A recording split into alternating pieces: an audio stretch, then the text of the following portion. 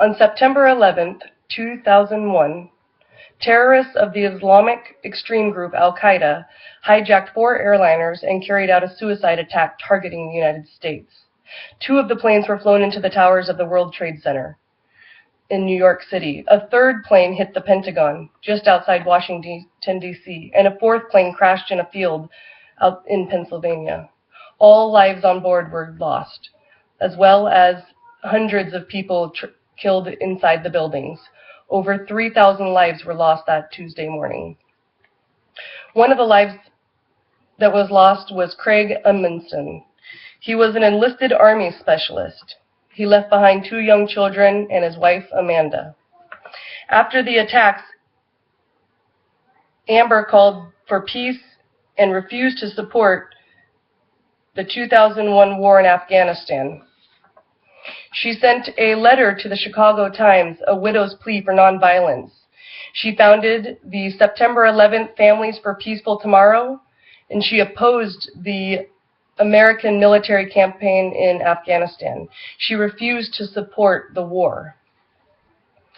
I'm going to read a speech that she wrote, a letter to the New York Times, and she was later interviewed by Bill O'Reilly. She gained a lot of notice for her response to the war. Here is her letter. My husband, Craig Scott Amundson of the U.S. Army, lost his life in the line of duty at the Pentagon on September 11th as the world looked on in horror and disbelief. Losing my husband and father of our 2 young children is a terrible and painful experience.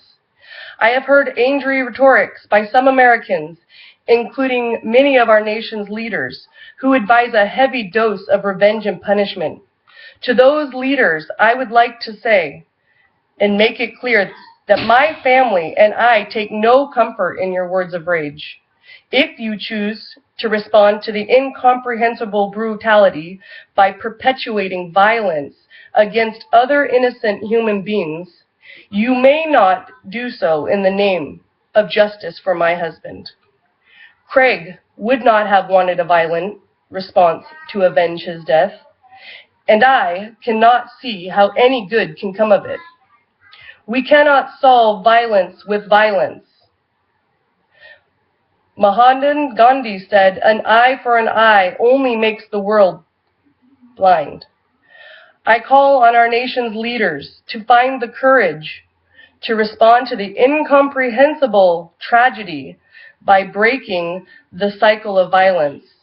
I call on them to marshal this great nation's skills and resources to lead a worldwide dialogue on freedom from terror and hate. Amanda was an amazing woman. I'm sorry, I've called her Amanda. Her name was Amber. Amber Craigson. Thank you.